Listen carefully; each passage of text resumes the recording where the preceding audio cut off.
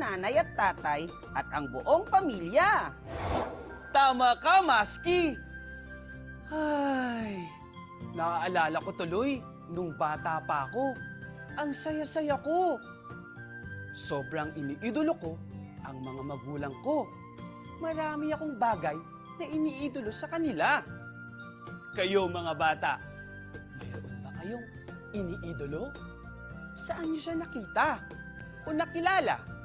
At anong dahilan kung bakit siya ang napili mong maging idolo? Alam kong mahilig kayong makinig ng kwento, pero alamin muna natin ang mga kahulugan ng mga tanong na nabanggit ko. Ayan mga bata! Bago natin pakinggan ang kwento, unawain muna natin ang mga tanong na may kinalaman sa ating aralin sa araw na ito. Tara! Isa-isahin na natin. Saan? Sino? Ano? Kailan? Bakit? Paano?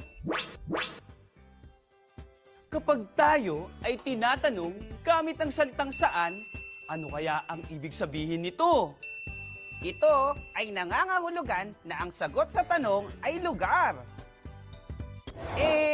Kapag sino? Ito ay ginagamit sa pananong sa pangalan ng tao. Kapag kailan? Ito ay nangangahulugan na ang sagot sa tanong ay oras, araw, petsa o panahon. Sa tanong na ano? Ito ay nangangahulugan ang sagot ay bagay o pangyayari. Sa bakit? Ito ay pananong tungkol sa anumang dahilan o layunin. At paano? Ito ay ukol naman sa anumang kalagayan. Alam kong nasasabik na kayong mapakinggan ang kwento. Tara, sabayin nating alamin kung sino ang iniidolo ng pinakatatampok nating karakter sa kwento ngayong araw. Sino nga kaya siya?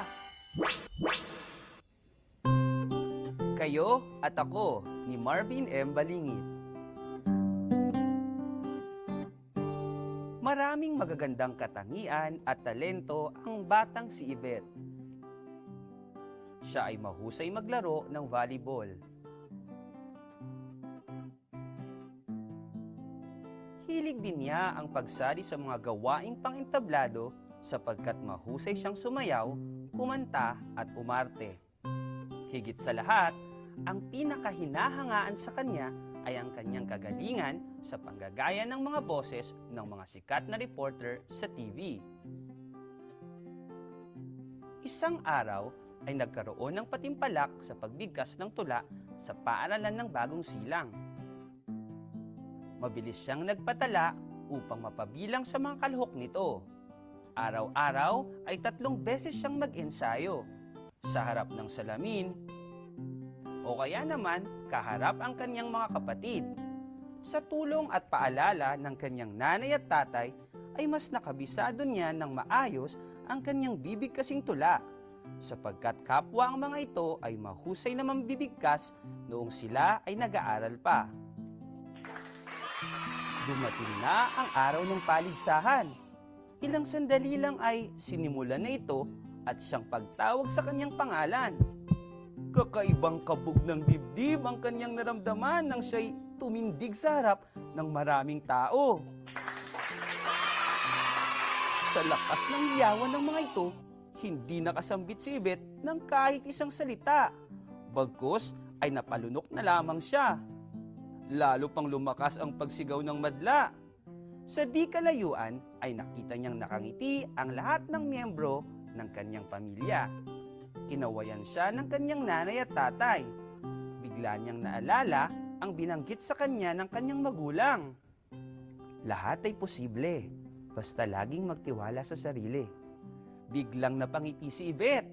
Sa isang iglap ay nabigkas niya ang unang salita ng may kakaibang tinig hanggang sa dulo ng tula. Namangha ang lahat sa kanyang ipinakitang kahusayan sa pagbigkas.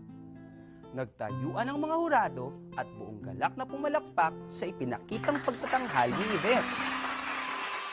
Sa pagbaba niya sa entablado ay sinalubong siya ng yakap ng kanyang nanay Alna at tatay Alex. "Mahusay anak, binabati ka namin." Niyakap niya rin ang mga ito ng mahigpit. Sa patimpalak na iyon, itinanghal si Yvette bilang pinakamahusay sa lahat ng kalahok. Wala siyang nasabi kundi, "Maraming salamat nanay at tatay.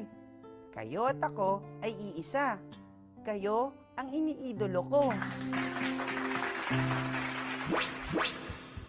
Mga bata, maganda ba ang inyong napakinggang seleksyon? Wow! Mabuti kung ganun! Upang masuri natin ang inyong pagkaunawa sa ating napakinggang seleksyon, ating sagutan ang mga tanong na may kinalaman dito. 5 segundo ang ibibigay ko para masagutan ang bawat bilang. Tara, simulan na natin! Una, saan nangyari ang kwento?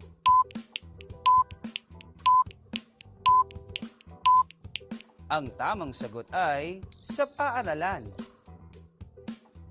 Ikalawa, sino-sino ang mga tauhan sa kwento?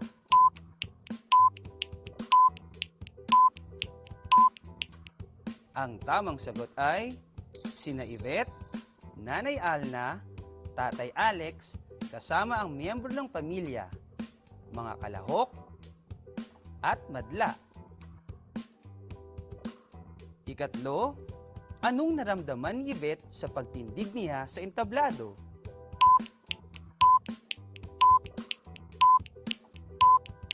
Ang tamang sagot ay kinabahan. Ikaapat, paano nagkaroon ng lakas ng loob si Yvette upang mawala ang labis niyang kaba?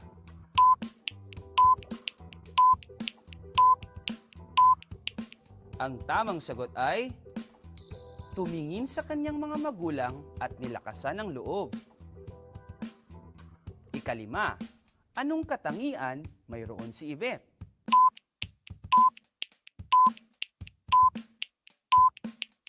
Ang tamang sagot ay may tiwala sa sarili, masunurin, at talentado. Ika-6, bakit itinuturing ni Yvette na idolo niya ang kanyang nanay Alna at tatay Alex?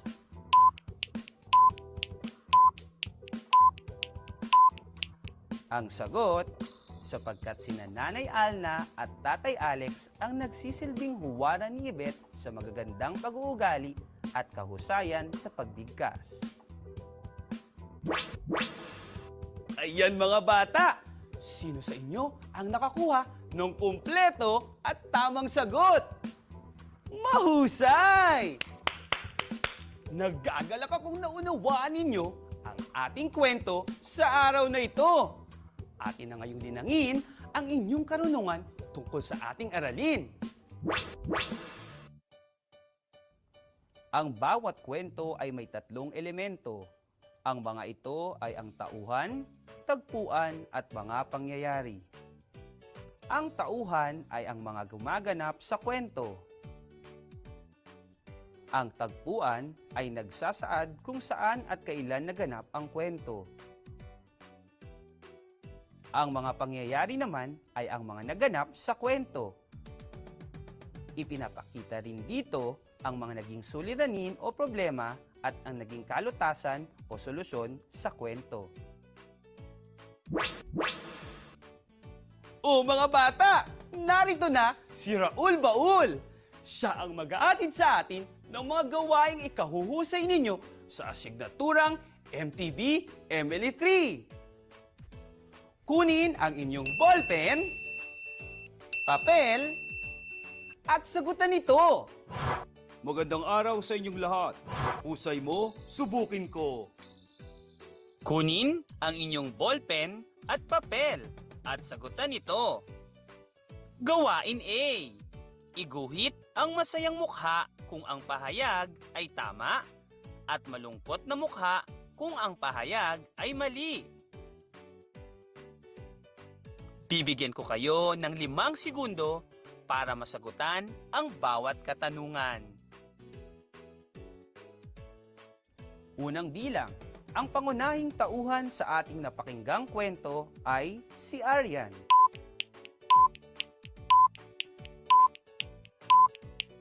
Ang tamang sagot ay malungkot na muka. Ikalawang bilang, ang tagpuan ng kwento ay sa paaralan ng Kamarin.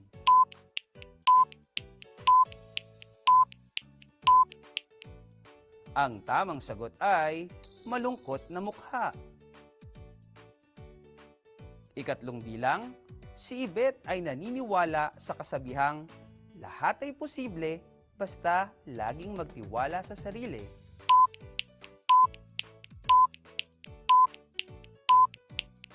Ang tamang sagot ay masayang mukha. Ika-4 na bilang, sina Nanay Alna at Tatay Alex ang humubog sa talento ni Yvette sa pagbigkas ng tula.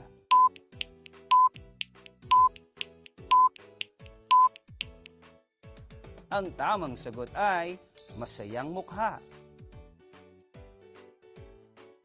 Ika-5 bilang, labis na kinabahan si Yvette habang nasa entablado kaya hindi niya itinuloy ang kanyang pagtatanghal.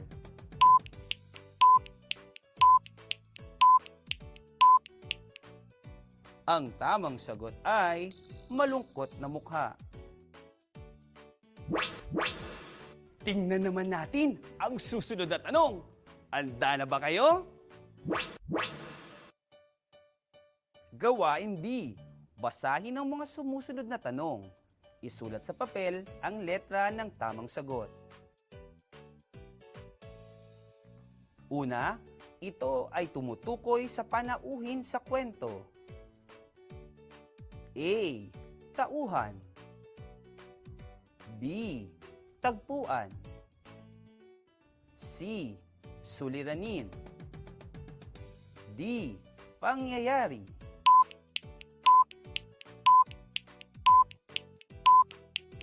Ang tamang sagot ay A. Tauhan. Ikalawang tanong, ito ay tumutukoy kung saan naganap ang kwento. A. Tagpuan. B. Suliranin. C. Pangyayari. D. Tauhan.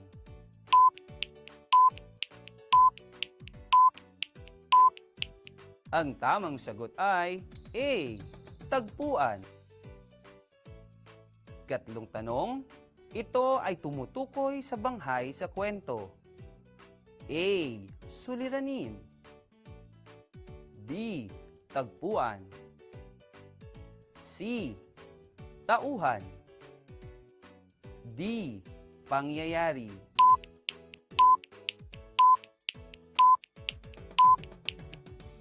Ang tamang sagot ay D. Pangyayari. Ika-4 na tanong, ito ay tumutukoy sa problemang kinahaharap ng mga tauhan sa kwento. A. Pangyayari. B. Tauhan. C. Tagpuan. O D. Suliranin.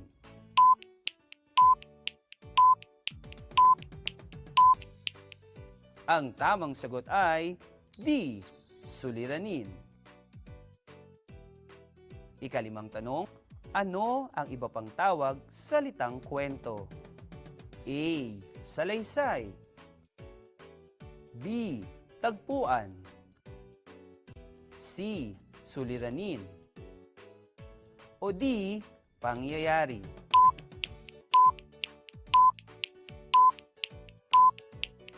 Ang tamang sagot ay A. Salaysay. Sino sa inyo ang nakakuha ng kumpleto at tamang sagot? Mahusay! Binabati ko kayo! Pero para mas lalo pa ninyong mapanghusay ang ating aralin sa araw na ito, kayo ay inaasahang sasagot sa nakalaang panggawain para sa inyo. maaari kayong humingi ng gabay sa inyong nanay at tatay o kaya naman kay kuya o ate sa pagsagot nito. Tara, atin na itong alamin! Panuto, basahin ang kwento at sagutan ang mga sumusunod na tanong. Isulat ang sagot sa papel.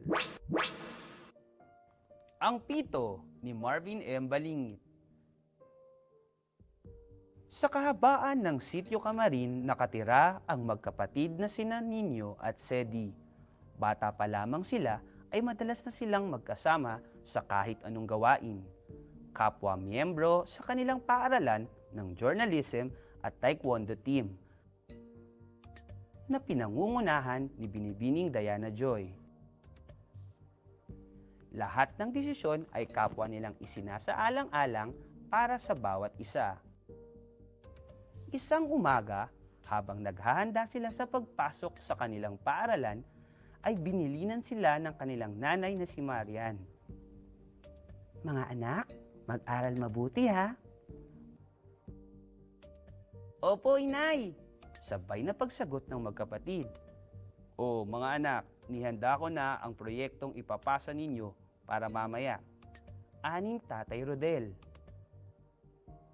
Maraming salamat po!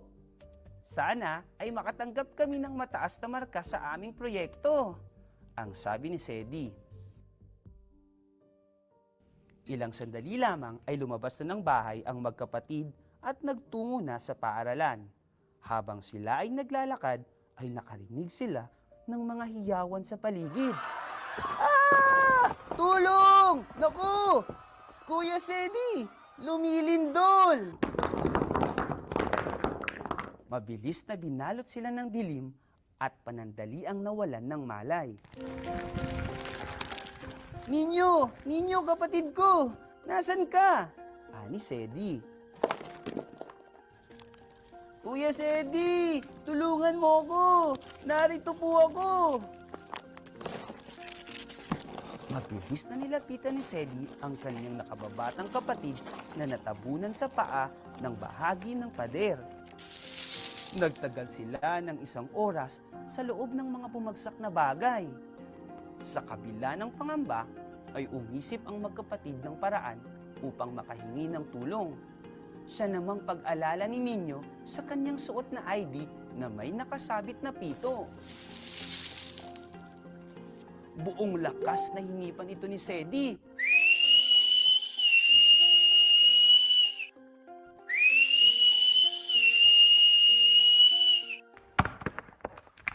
At sa ilang sandali ay nasilayan nila sina Ginoong Agustin at Ginoong Palomo na siyang tumulong sa kanila.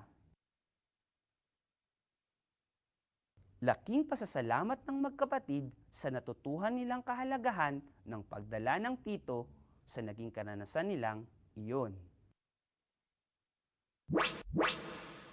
Mga tanong. Una, sino-sino ang tauhan sa kwento? Ikalawa, saan ang tagpuan? Ikatlo, ano-ano ang detalye ng kwento? Ikaapat, ano ang naging suliranin sa kwento? Ikalima, ano ang naging solusyon sa suliranin? O mga bata, nakatapos na naman tayo ng isang aralin. Sa araw na ito, napagyaman natin ang inyong kahusayan tungkol sa mga elemento ng kwento. Ang pagbabasa ay makatutulong upang maging mahusay sa pangunawa ng kahit anong bagay. Sa muli nating pagkikita, tiyak akong marami pa kayong malalaman dito sa silid sa telebisyon na inyong babalik-balikan. Muli, ako ang inyong Sir Mar na laging gagabay sa inyo sa asignaturang MTB MLE 3. Kapag siguradong marunong sa MTB, tiyak, mararating mo ang tagumpay ng buhay. Kita-kits! Paalam!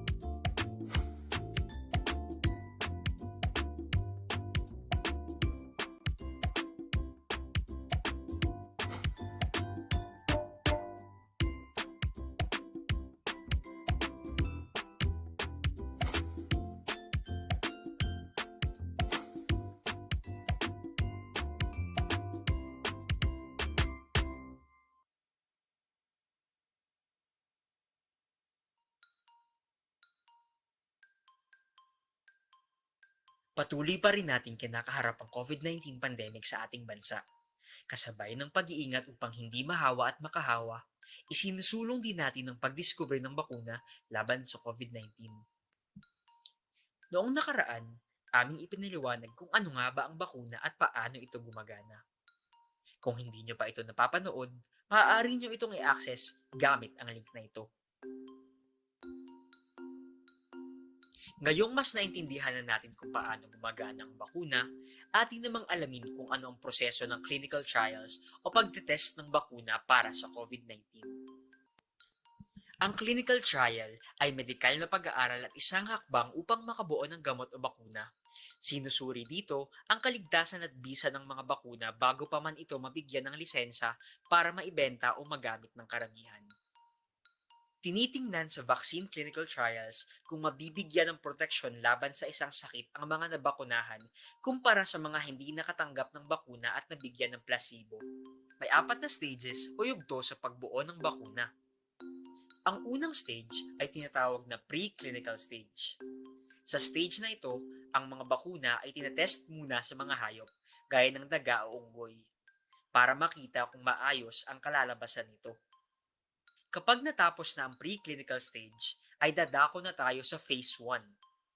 Sa parteng ito, ibinibigay ang mga bakuna sa maliliit na grupo ng mga tao, mga 1 to 100 ang bilang, para masubukan ang kaligtasan nito. Sa phase 2 naman, nasa 100 to 1,000 ang bilang ng mga taong binibigyan ng mga bakuna. Maliban sa pagiging epektibo ng bakuna, inaalam din ang tamang sukat o dami ng bakuna na dapat ibigay at sinisiguro na maayos ang epekto nito sa mga tao. Sinusubukan sa mga malalaking grupo ng tao ang mga bakuna sa phase 3 para makumpirma ang pagiging epektibo at ligtas nito kumpara sa iba pang gamot. Ito na ang huling yugto ng clinical trials. Habang isinasagawa ang clinical trials para sa bakuna laban sa COVID-19, mahalagang patuloy pa rin ang ating pag-iingat upang hindi mahawa at makahawa ng sakit na ito. Sundin lamang ang ating mga minimum public health standards. Isanitize lagi ang mga kamay. Pagsuot ng face mask at face shield. Dumistansya ng 1 metro. At panatilihing malusog ang sarili at matibay ang resistensya upang maiwasan ng pagkakasakit. Bilang mamamayang Pilipino, patuloy lamang nating subaybayan at suportahan ang pagtuklas ng bakuna kontra COVID-19. Tuldukan ng pandemya, makiisa sa COVID-19 vaccine trials.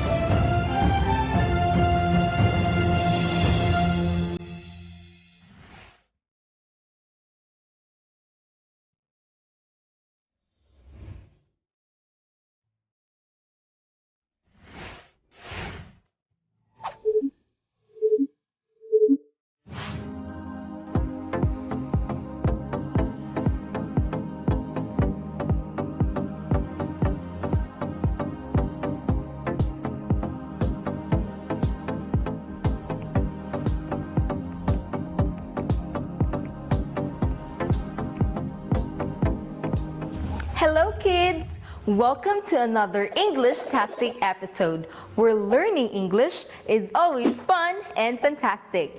I am Teacher Dash, your English-tastic teacher.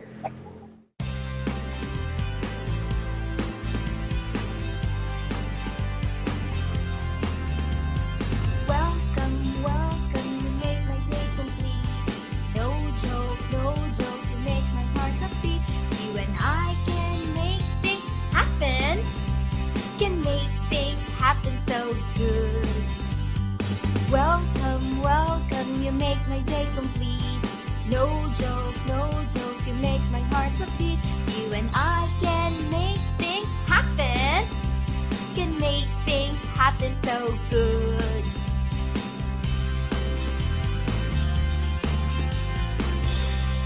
Today is going to be a great day because we are up for another English adventure.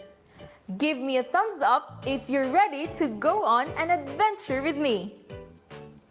Alright! What English-tastic children you are! This lesson will help you use different kinds of sentences. Make sure to have your paper, pencil, and self-learning module with you as we start our learning journey. Ready, kids? Let's go! Hey, Kaden, look what I found. Wow, it's a golden bottle. Can we sell it? No, I think it's magical. There might be something special in that bottle. Let's try to rob it. Wow, it's really a magical bottle. Who are you? I'm Dashi the Genie, a friend you can call him whenever you have a wish. That's awesome. Can we wish for anything? Yes, Master. Anything? Anything. Do you have something in mind? I think we have something to wish for. Dashi the Genie, a friend who makes us happy. May our wish be granted. Just say this chant, your wish I'll grant. Dashi the Genie, a friend who makes us happy. May our wish be granted. Say your wish and do the chant. We wish that you could take us to the wonderful world of English.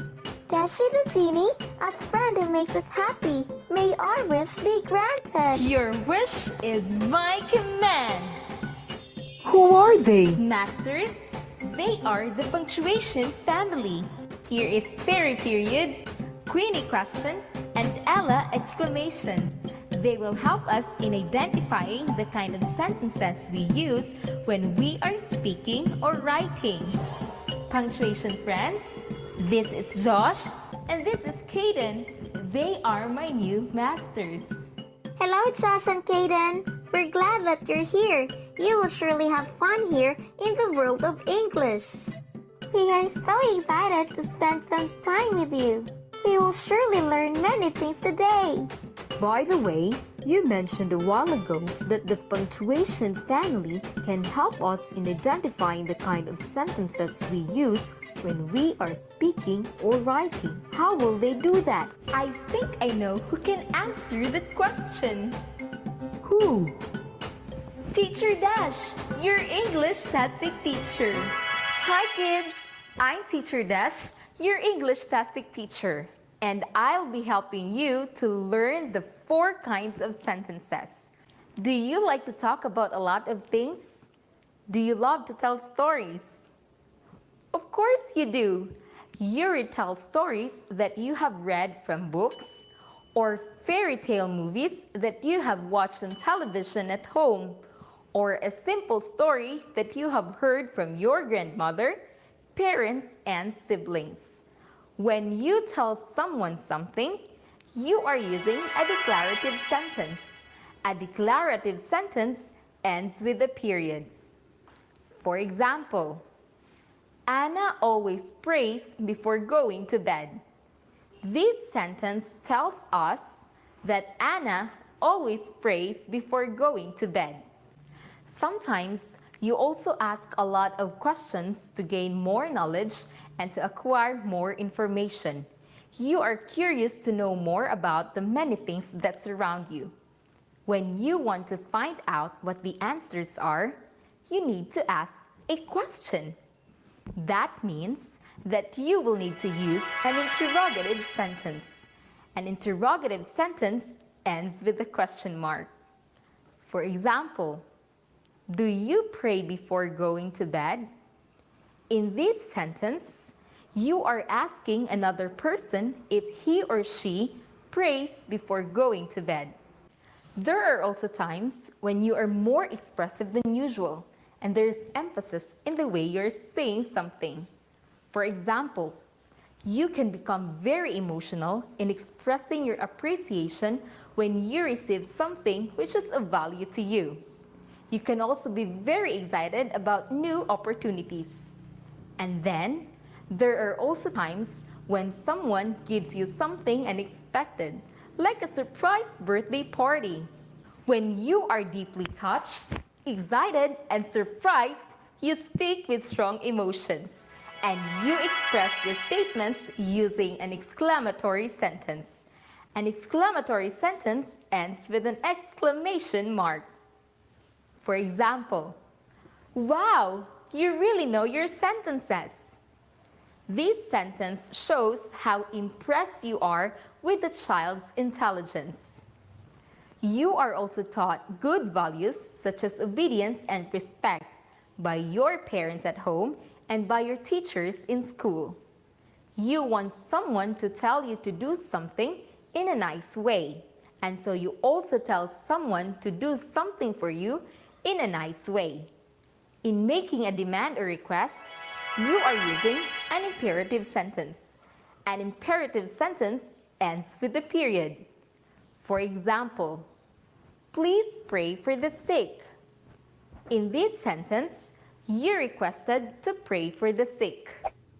Again, the four kinds of sentences are the declarative sentence, the interrogative sentence, the imperative sentence, and the exclamatory sentence. Read each question. Choose the letter of the correct answer. Number 1. What is a declarative sentence? A. It states information about something. B. It asks about something.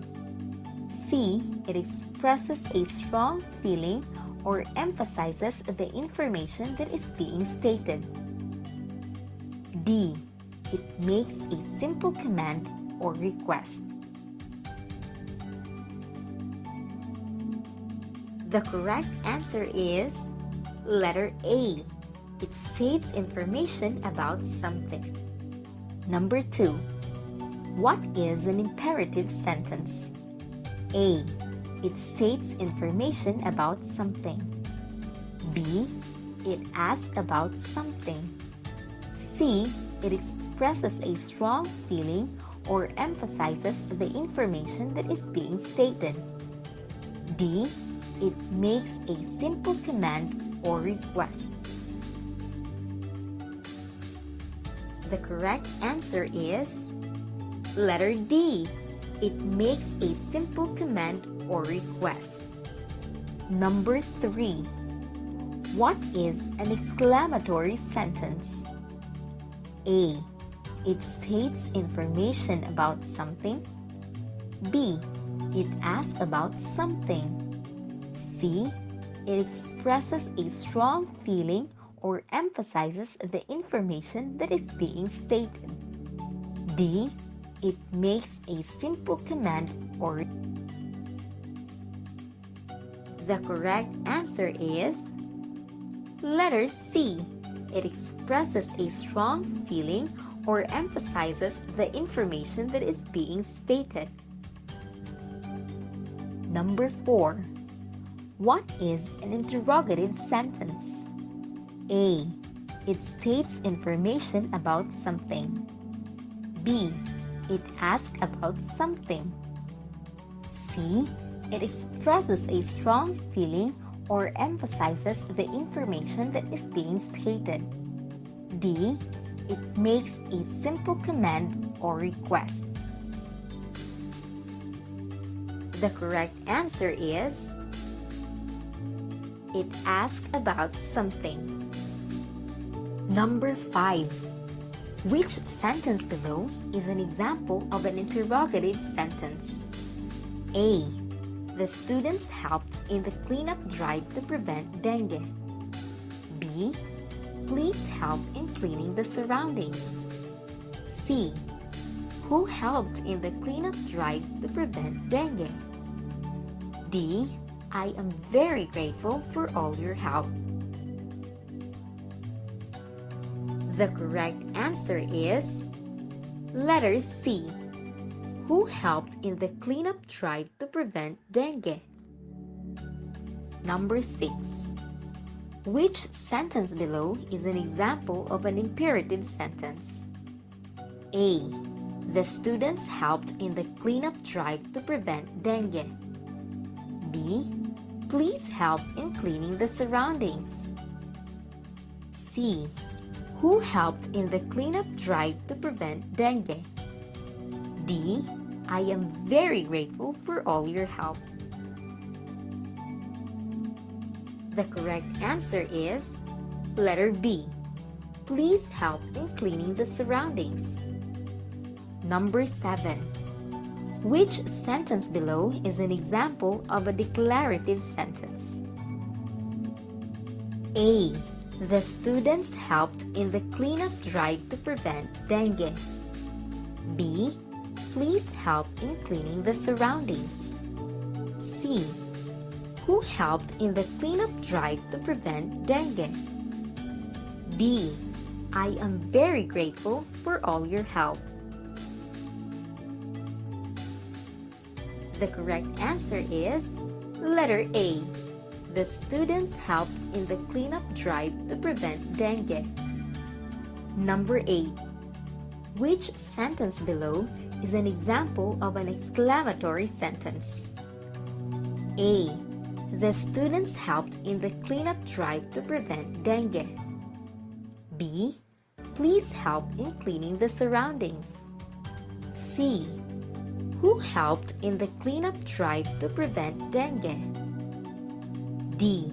I am very grateful for all your help. The correct answer is letter D. I am very grateful for all your help. Very good, children. Caden, can you tell us again what an imperative sentence is? An imperative sentence is a sentence that gives a command or request, and it ends with a period. How about the exclamatory sentence, Josh? An exclamatory sentence, on the other hand, expresses a strong feeling or emphasizes something. It always ends with an exclamation point. Good.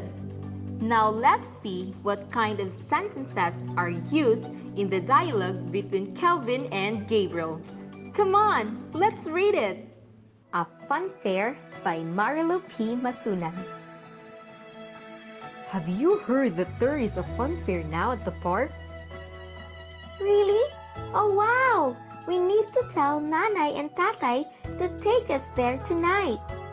Yes, we must ride on that roller coaster.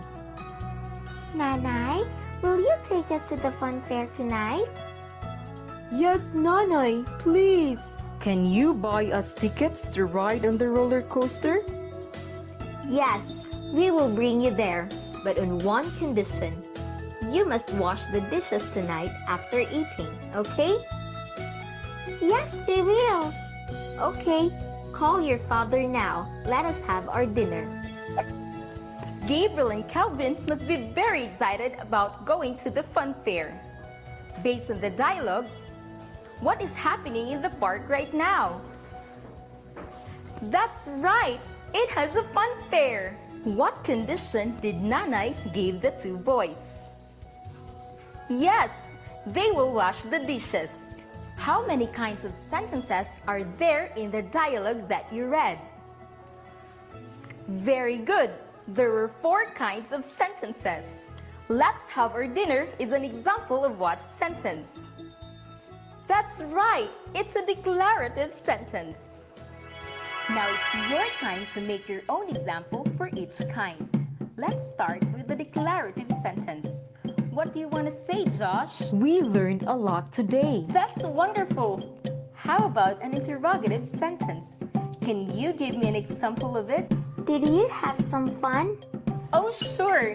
I had fun learning with you. Let's see if you can give me an imperative sentence. Come on, say it! Please turn on the TV. That's correct!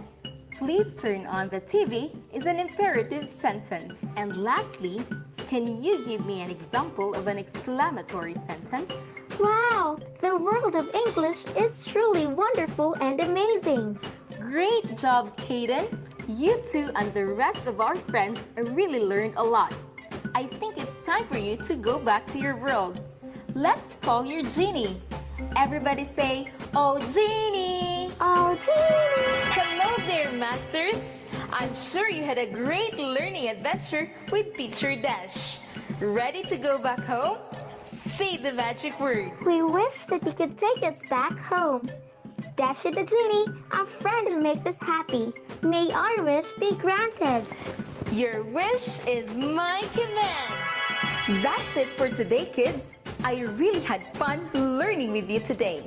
I hope you enjoyed our English adventure today. But hold on, we will have more of this fun learning adventure in our next episode, only here in DEPED TV. Once again, I am Teacher Dash, your English-tastic teacher.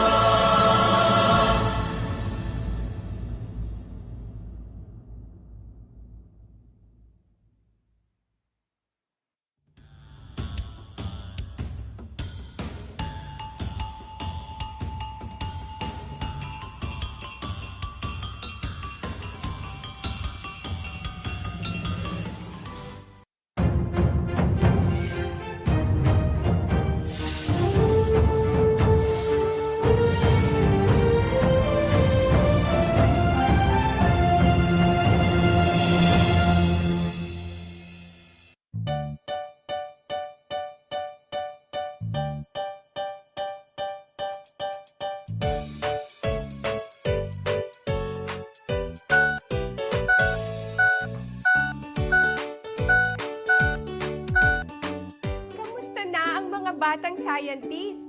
Nasasabik na ba kayo sa ating bagong aralin? Kung ganon, kumuha ng lapis at papel.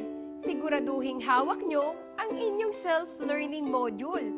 Tumutok sa inyong telebisyon dahil pupunan natin ng dagdag kaalaman ang inyong isipan. Handa na ba kayo?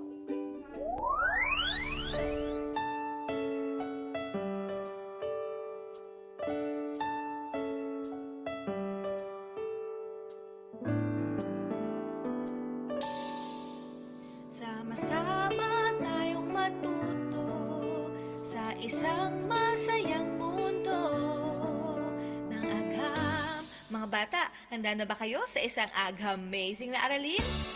Agham-amazing kay Teacher Ethel fun ng learning. Agham-amazing, siguradong siya'y excited.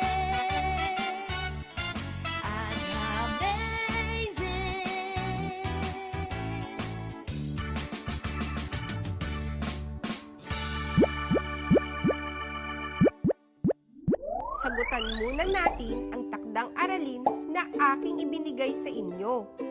Ang mantika ay tumigas sa loob ng lalagyan nito. Nais itong gamitin ng iyong ina sa pagluluto. Ano kaya ang gagawin ng iyong ina? Sa pamamagitan ng melting, kailangan itong painitan. Upang magamit ang tumigas na mantika sa pagluluto, kailangan itong ilagay sa mainit na lugar upang matunaw. Dahil ang mantika na tumigas ay isang solid, upang ito ay maging liquid, kailangang ilagay sa lugar na may mataas na temperatura.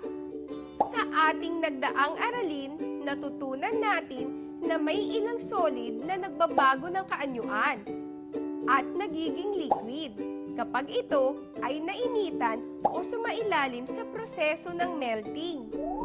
Pero teka mga bata, bago tumigas ang mantika, ito ay nasaan yung liquid? Paano naman siya naging solid? Tumigas ang mantika dahil naiwan ito sa isang lugar kung saan ang temperatura ay medyo mababa o malamig. Tulad ng sabi natin sa nagdaang aralin, kapag mataas ang temperatura ng isang bagay, ito ay mainit. Ngunit kapag mababa ang temperatura, ito ay malamig.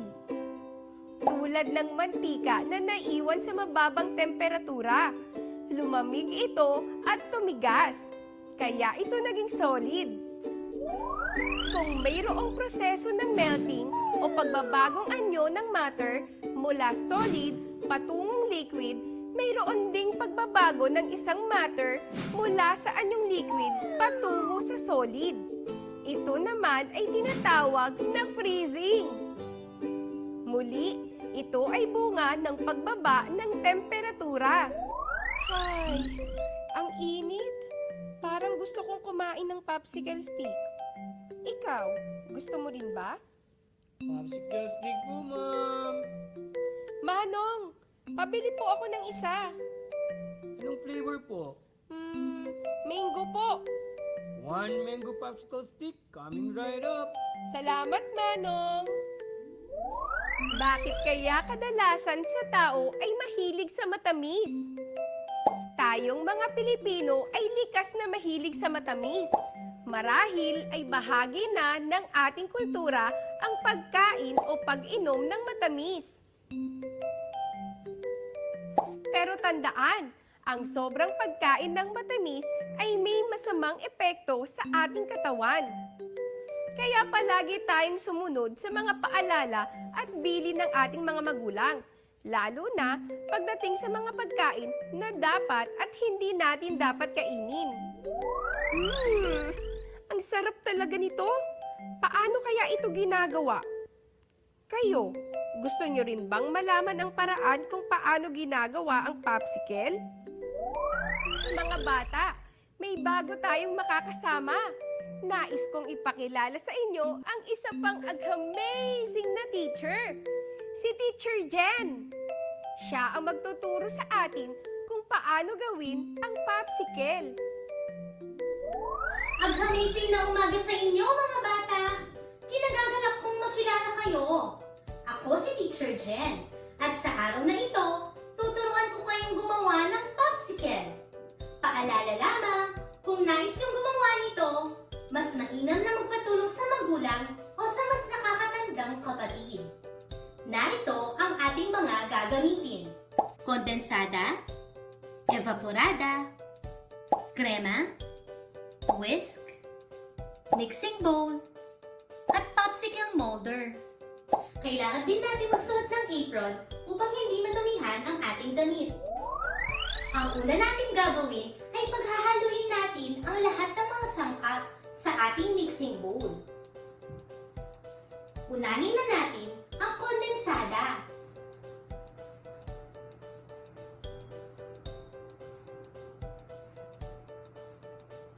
Isunod natin ang evaporada.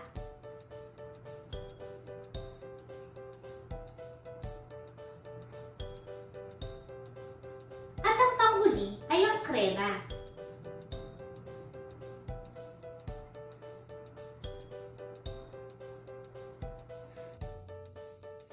Ang mga ito ay pawang mga liquid. Wala itong sariling hugis. Ito ay kumukuha ng espasyo o lugar. Ito rin ay may kakayahang dumaloy.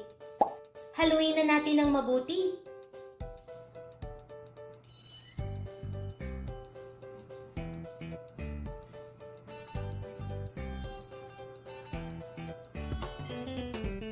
Ayan! Handa na! Ngayon naman, isasalin na natin ito sa ating popsicle molder. Paalala lang muli mga bata, kung nais ninyong gumawa ng sarili ninyong popsicle, mainam na magpatulong sa mas nakakatanda. Lalo na kapag isasalin na natin ang mga pinaghalong sangkap sa popsicle molder. Kailangan ng iba yung pag-iingat upang hindi ito matapon at magdulot ng kapahamakan.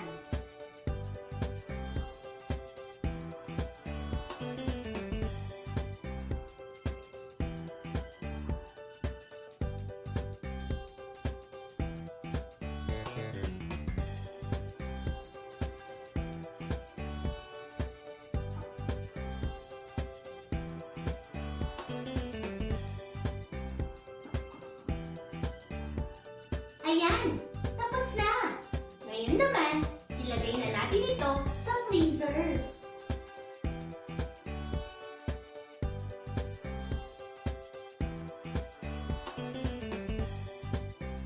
Habang hinihintay natin tumigas ang ginawa nating popsicles, pakinggan niyo muna ang tulang ginawa ni Teacher Ethel.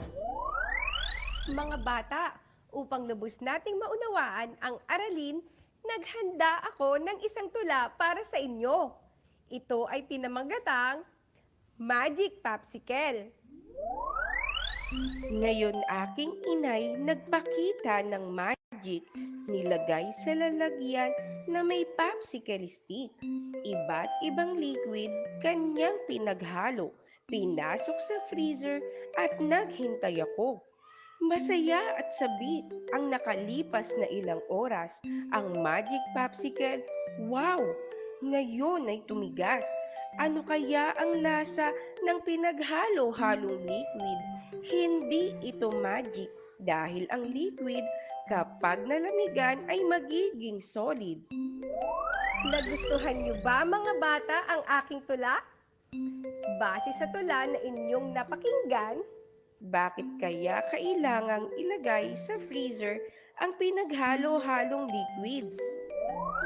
Kung ang sagot ninyo upang makagawa ng popsicles, amazing!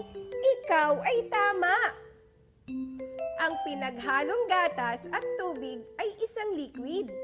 Kailangan itong ilagay sa lugar na may mababang temperatura upang ito ay tumigas at maging solid. Kamusta na kaya ang popsicle na ginagawa ni Teacher Jen? Balikan natin. Hello mga bata! Excited na ba kayo sa ginawa nating popsicles? Ako rin! Tara, tingnan natin! Matapos ang 4 na oras, tumigas na ang popsicle. Amazing! Pero, masarap kaya ang ginawa nating popsicle? Tikman natin! Wow! Ang sarap! Mga bata, salamat sa pagsama sa akin sa paggawa ng popsicle. Hanggang sa muli nating pagkikita. Tandaan nyo mga bata, ang proseso kung saan ang liquid ay nagiging solid ay tinatawag na freezing o solidification. Ano nga ulit ang mangyayari sa liquid kung ito ay ilalagay sa lugar na may mababang temperatura? Kung ang sagot mo ay titigas ang liquid at magiging solid, amazing! Magaling! Sapagkat ang liquid na inilagay sa lugar na malamig o may mababang temperatura ay nagdudulot ng pagbabago sa kaanyuan nito. Ito ay tumitigas at nagiging solid. Katulad na lamang ng ice tubig. Ang ice tubig ay isang halimbawa ng liquid. Kapag ito ay ating inilagay sa freezer, ito ay nagiging yelo, nagiging solid. Sapagkat ang freezer ay may napakababang temperatura na nagiging dahilan upang ang liquid ay maging solid. Isa pang halimbawa ay ang paborito nating ice candy. Upang masiyahan ang mga bata, sa pagkain nito, kailangan itong ilagay sa freezer upang tumigas at maging solid. Muli, ang pagbabago ng isang bagay mula sa anyong liquid patungo sa solid ay tinatawag na freezing o solidification. Ito ay bunga ng pagbaba ng temperatura. Marami pang halimbawa ng liquid na nagiging solid kapag malamig o mababa ang temperatura. Pagmasdan ang kandila. Ang lusaw na kandila ay isang liquid. Kapag ito ay inilagay sa lugar na may mababang temperatura, ito ay titigas at magiging solid.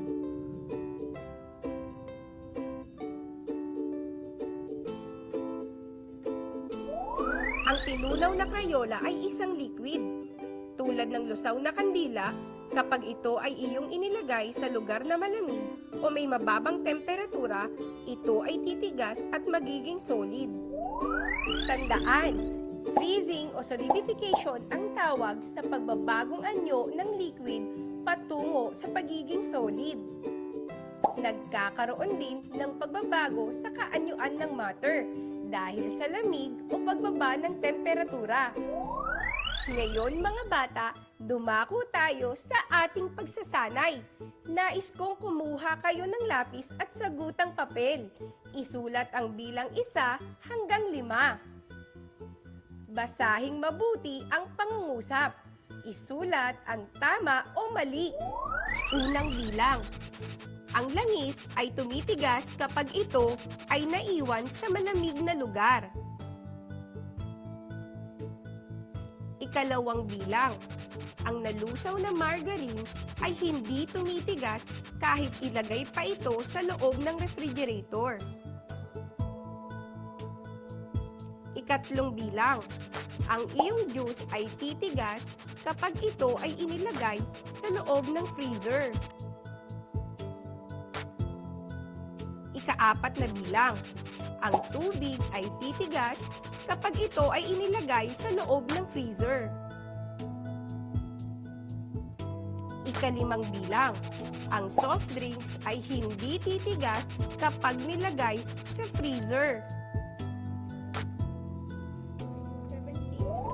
Ngayon naman mga bata, sagutan natin ang inyong ginawa. Para sa unang bilang, ang langis ay tumitigas kapag ito ay naiwan sa malamig na lugar. Tama! Sapagkat ang liquid, kapag inilagay sa lugar na malamig o mababa ang temperatura, ito ay titigas at magiging solid. Ikalawang bilang. Ang nalusaw na margarine ay hindi tumitigas kahit ilagay pa ito sa loob ng refrigerator. Mali! Sapagkat ang lusaw na margarine ay isang liquid. Ito ay titigas at magiging solid kung ito ay ilalagay sa refrigerator na mayroong mababang temperatura. Ikatlong bilang, ang iyong juice ay titigas kapag ito ay inilagay sa loob ng freezer. Tama! Sapagkat ang freezer ay may napakababang temperatura. Kaya naman ang liquid na juice kapag inilagay dito ay titigas at magiging solid. Ika-4 na bilang, ang tubig ay titigas kapag ito ay nilagay sa loob ng freezer. Tama! Sapagkat ang freezer ay may napakababang temperatura. Kaya naman, ang tubig na isang liquid kapag inilagay dito ay titigas at magiging solid. Ika-5 bilang, ang soft drinks ay hindi titigas kapag inilagay sa freezer. Mali! Sapagkat ang freezer ay may napakababang temperatura. Ito ay napakalamig na nagdudulot ng pagbabago sa kaanyuan ng isang liquid. Ang anumang liquid na ilalagay dito tulad ng soft drinks ay titigas at magiging solid. Nakuha niyo ba mga bata? Kung kayo ay nakakuha ng mataas na marka sa ating ginawang pagsasanay, amazing! Binabati ko kayo! Napakahusay niyo! Tandaan, ang freezing o solidification ang tawag sa pagbabagong anyo ng liquid tungo sa pagiging solid. Nagkakaroon ng pagbabago sa kaanyuan ng matter dahil sa lamig o pagbaba ng temperatura. Bilang takdang aralin, nais kong magdikit kayo sa isang papel ng isang larawan ng liquid na nagiging solid. Isulat ang proseso kung paano ang solid ay nagiging liquid. Isulat ito na may 2 hanggang 3 pangungusap. Hanggang sa muli mga bata, ako si Teacher Ethel, ang inyong guro sa agham. Paalam!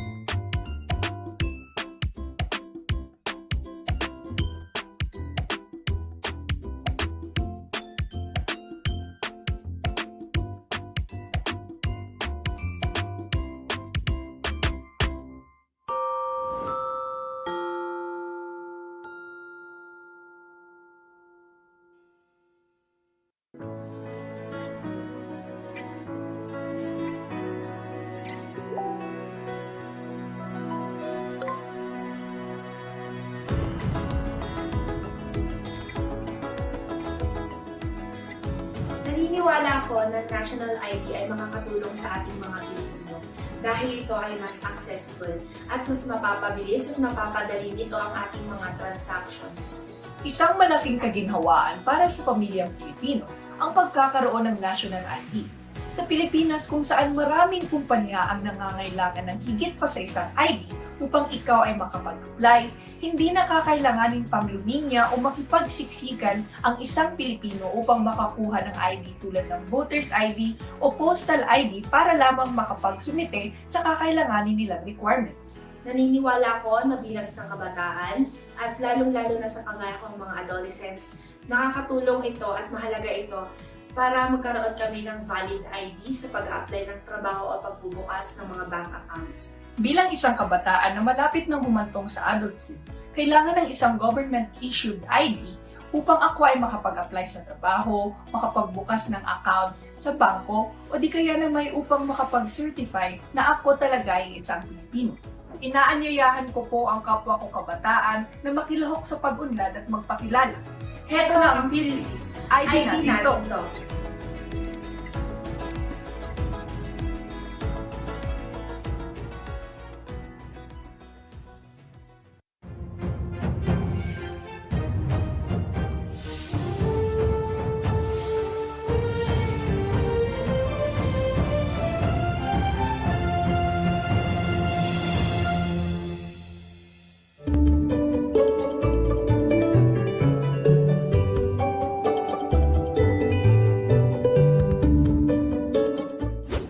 Hello there, children. Are you ready for another fun-filled learning session? Teacher Joe is here once again, telling you that there is power in reading, there is strength in learning. You're on DEPED TV, your key to being smart. Children, our lesson for today is about identifying the meanings of unfamiliar words through structural analysis. That means that we will be analyzing words by looking at their affixes, prefixes, and suffixes. But before we start with our new lesson, let us first find out if you already have an idea about it. Let's begin! I have here 5 words in column A, and you are going to find their meanings in column B. I am going to give you 3 seconds to come up with your answers. Ready? For column A, the words are winner, painful, impatient, irrelevant, homeless. For column B, here are the words that you should choose from. Not relevant, without a home, the one who wins, full of pain, not patient. Now, let's check your answers. Number 1, the meaning of the word winner is letter C, the one who wins. Number 2, painful means full of pain, which is letter D. The meaning of impatient in number 3 is letter E, not patient. Next is number 4. The meaning of irrelevant is letter A, not relevant. And for the last number, the word is homeless. And its meaning is letter B, without a home. Words are amazing. There are thousands of words that confuse us. You can try to memorize words from the dictionary to enrich your vocabulary. But another alternative is to identify the meaning of the words by analyzing its parts. To analyze the parts of a word means studying it. In our lesson, you will be able to give the meaning of words not only by using the dictionary, thesaurus, and online resources, but also through considering the letters added before or after a word. Fun, isn't it? Before we move on, can you still remember our lesson last time? I want you to get your pen and paper for a quick review. Direction. Read the paragraph below. Then, answer the questions that follow. How are you going to find the meaning of an unfamiliar word in the dictionary? First, look at the first letter of the difficult word. Second, use the guide words found at the top part of the dictionary. Next, start looking for the specific unfamiliar word on the same page. Then, copy the meaning of the unfamiliar word and memorize it if you want to. Lastly, repeat the previous steps every time you use a dictionary in getting the meaning of unfamiliar words. Number 1. What is the paragraph all about? Is it letter A, steps in finding the meaning of unfamiliar words using a dictionary? Or letter B, steps in pronouncing words using a dictionary? Or is it letter C, steps in using a thesaurus?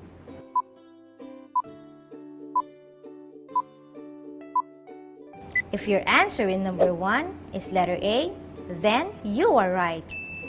The paragraph is about the steps in finding the meaning of unfamiliar words using a dictionary.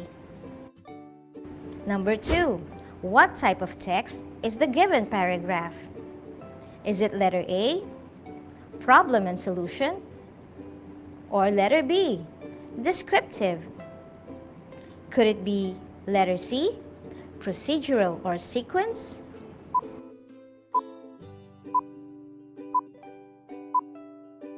For number 2, if your answer is letter C, you are awesome.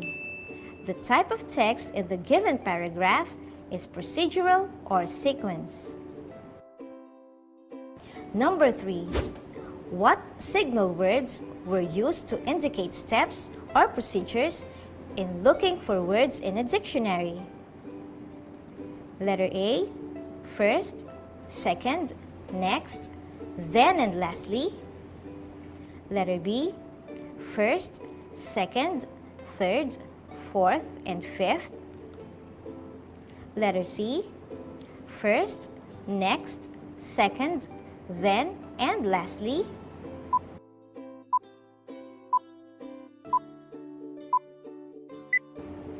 The answer for number 3 is letter A. And if you have the same answer, then you are correct. The signal words used were first, second, next, then, and lastly. So, how was it, children? Pretty easy, huh?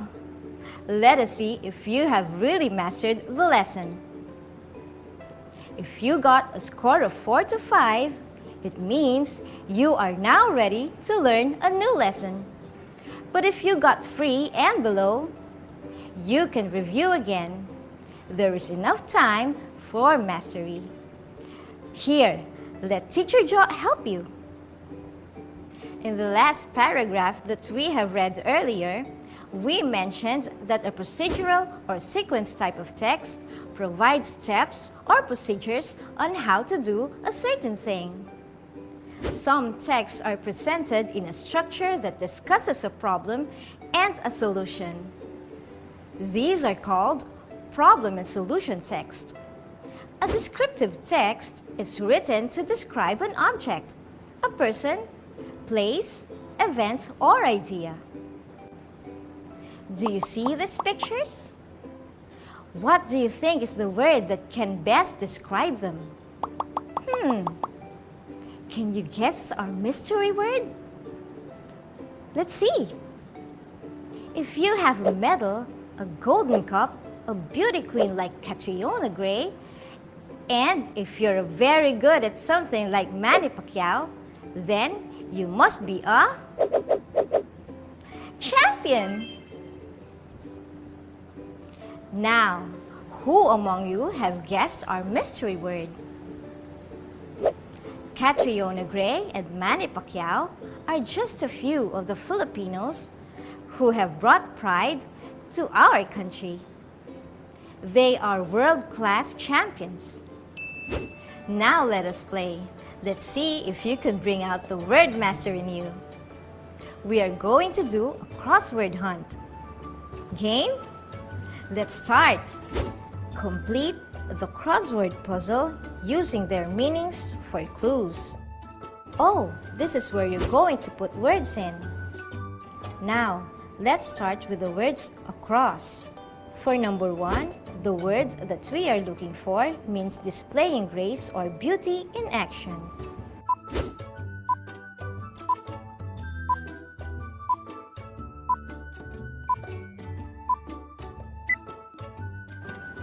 If your answer is graceful, you are correct.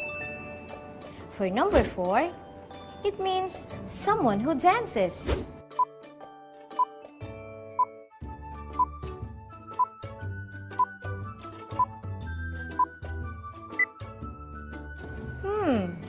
Are you thinking of the word dancer? You're right. It really is dancer.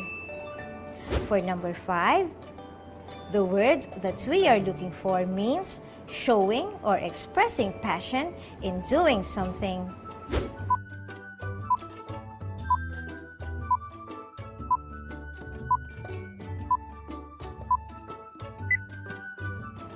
If you're thinking of passionate, then you got it. And now, let's find out what the down words are. For number 2, the word that we are looking for is the other term for the word winner. Can you guess what the word is?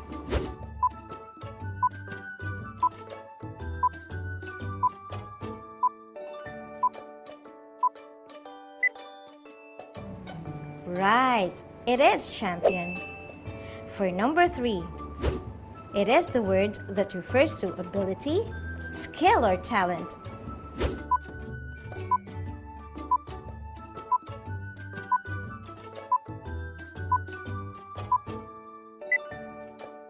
If your answer is craft, awesome! And for the last item, number 6, we are looking for the word which means a contestant who loses the contest or competition.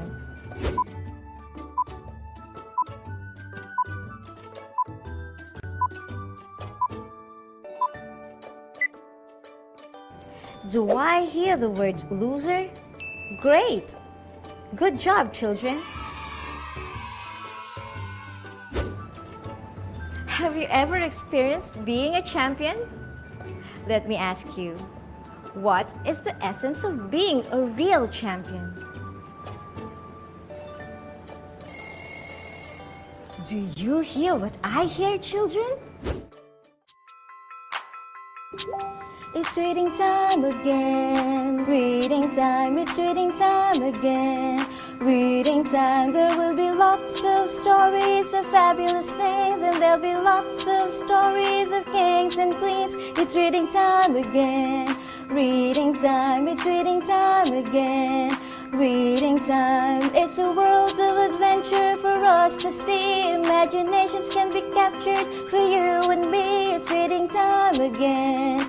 Reading time, it's reading time again. Reading time, it's reading time again. Reading time. Our story is entitled The Real Champion by France L. Oh, before I forget, the main character in our story will be played by Chichi. Say hi, Chichi. Hi! Aya Chanel is a graceful dancer. She loves to join events such as dancing competitions. There are times when she ends up being the loser of the event, but that has not stopped her from becoming more passionate about her craft. She continuously joins more exciting dance competitions. Win or lose, it doesn't matter. What matters most are the lessons learned and friends gained in every contest. That is the true essence of being a real champion. Did you understand the story? Let us see how well you understood the story by answering the following questions.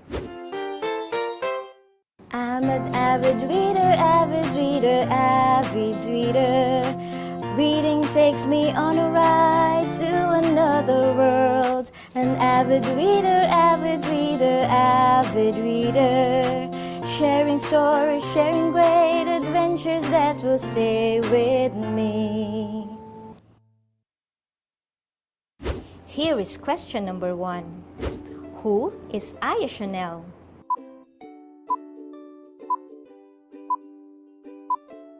Did you say Aya Chanel is a graceful dancer? Then you are correct. Question number 2. What is her talent?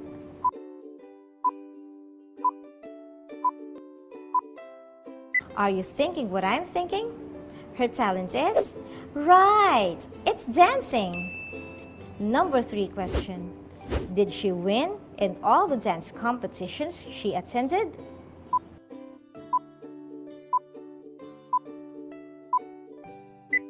Is your answer no? That's right, because she loses sometimes in a dance competition. Next question is, what attitude is shown by Aya Chanel every time she loses?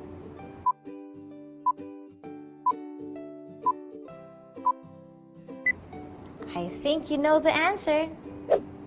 Aya Chanel never stops joining dance competitions even if she loses.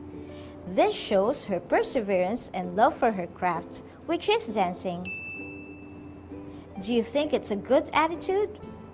You see, children, perseverance is not giving up doing what you love to do. And the last question. If being champion does not mean you should always be on top, then what is the essence of being a real one?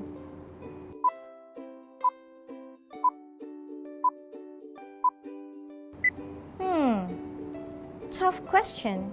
But for me, the true essence of being a champion is accepting failures wholeheartedly, looking at things in a positive way, valuing the lessons learned, and not giving up on your dreams.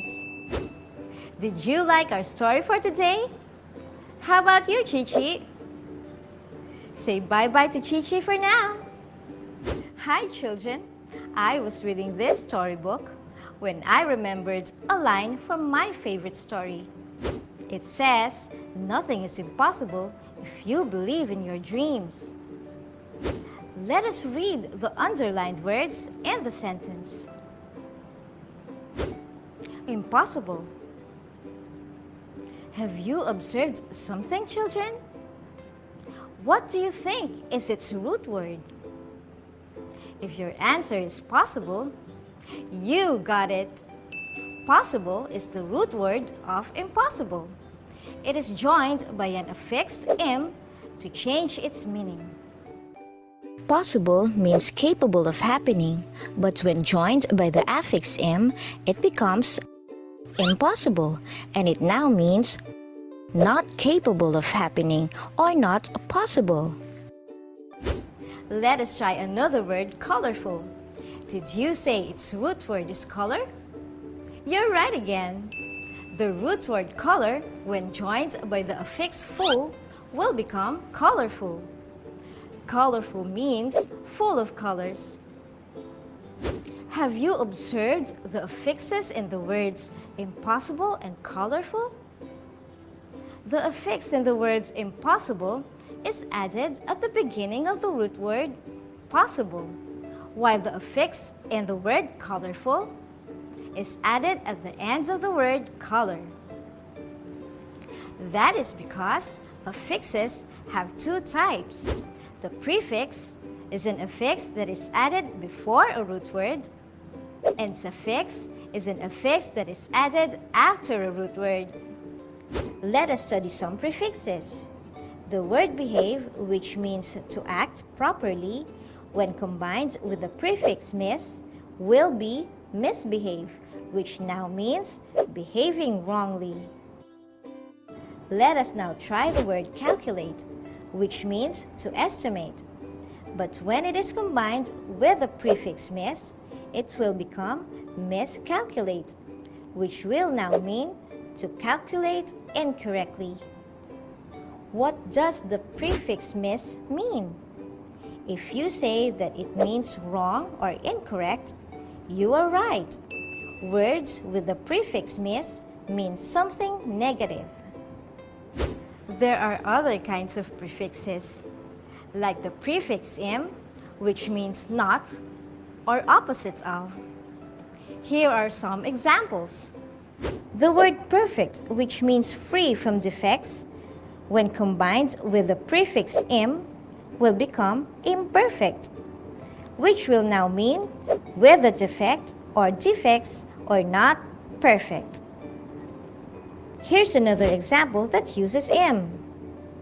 When the word mortal, which means human, is combined with the prefix im, it will become immortal, which will now mean infinite or not mortal. Do you still want to learn more prefixes? Here is another one. The prefix dis also means not or opposite of. Let us try these words. Dis plus like equals dislike. Dis plus able equals disable. Can you give me the meaning of the words formed? Dislike means does not like, while disable means not able. Children, you have to remember that adding a prefix to a root word will change its meaning. Now, let us try applying what you have learned from our lesson. Ready, children? Let us complete this table. The words are miscount, dishonest, improper, misinform, discount. The first word is miscount. Can you tell me what the root word is? If your answer is count, then you have to write it down in the table. What is its prefix? I think I heard the prefix miss. Great going, children. Now, what do you think is its meaning? If your answer is count wrongly, then you are correct. The second word is dishonest. What is its root word? If honest is what you have in mind, then you got it. What do you think is its prefix? If your answer is this, you're getting better every time. Now, what is its meaning? The meaning of dishonest is not honest. Let's now go to the third word, improper. Do I hear proper as its root word? Yes, marvelous. Its prefix is super. It really is im. The new meaning of the word formed is not proper. Here's the second to the last word. It is misinform. What do you think is its root word? Fantastic! The root word is inform, which means to give information. Can you guess the prefix used in that word? If your answer is miss, excellent! Misinform now means to inform wrongly. And now, for the last number, the word is discount. What is its root word? Fantastic! It's count, which means include. What do you think is its prefix? If your answer is this, you got it again. If you think that the meaning of the word discount is not counted or not included, you did it again. Amazing effort, my dear children. You are getting better every time. I have to congratulate you on that. So, did you have fun learning our lesson for today? And before I say adieu, I'd like you to listen to a quote from Taylor Swift. Books train your mind to have the imagination to think big. Again, this is Teacher Jo. Goodbye.